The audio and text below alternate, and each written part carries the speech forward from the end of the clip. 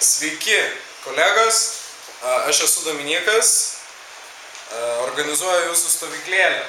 Ir va, šiandieną yra ta diena nuostabi, kai mes skambinsim jums visiems, bet dar neturim pakankamai laikų, nes dar yra tik tais 27, va Vytautai, prizūmink, jeigu matysis.